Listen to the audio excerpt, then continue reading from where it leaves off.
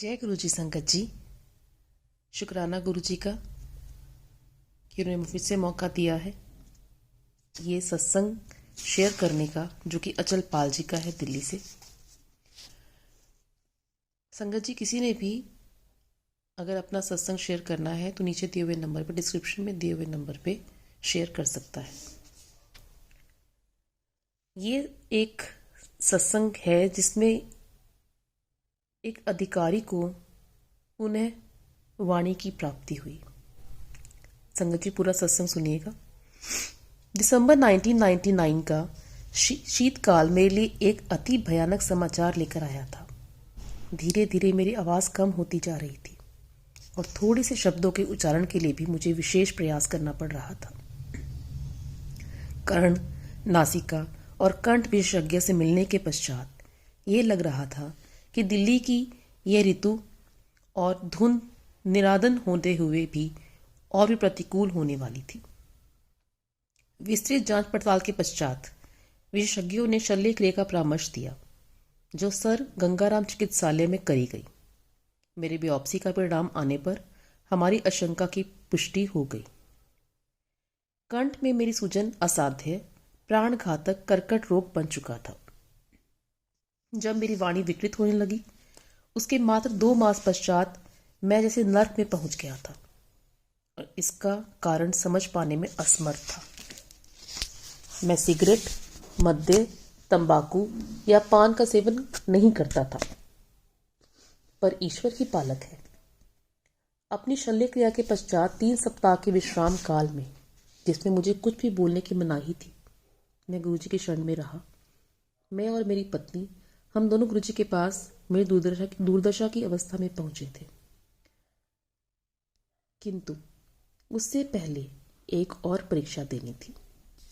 चिकित्सालय से आने के बाद 5वें दिन मुझ में गुरुजी के पास जाने की अटूट अभिलाषा जागृत हुई।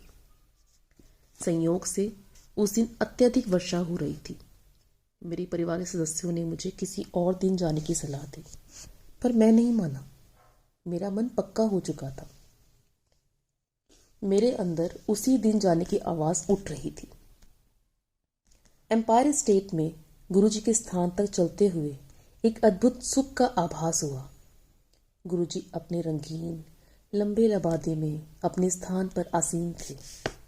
हमारा परिचय करवाकर हमें राजसिक रक्तिम कालीन पर आसन ग्रहण करने को कहा गया। गुरबानी के पवित्र शब्द वातावरण में रस घोलकर उसे और मधुमेह कर रहे थे।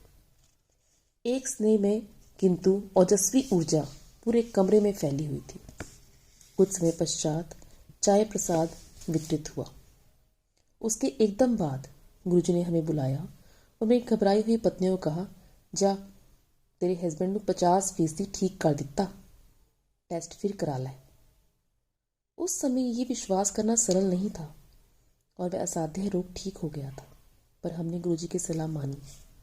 बियोप्सी की शेष 4 स्लाइड में से 2 एम्स में थी और 2 मुंबई स्थित टाटा संस्थान में भेजी। 1 सप्ताह पश्चात परिणाम आने पर हम पुनः एम्पायर स्टेट गए। हमारे प्रवेश करते ही गुरुजी मुस्कुराए और बोले, क्यों डॉक्टर कंफ्यूज हो गए? ये तथ्य था। दोनों संस्थानों में से आए निष्कर्षों ने मुझे स्वस्थ घोषित कर दिया था। प्रथम चमत्कार हो चुका था।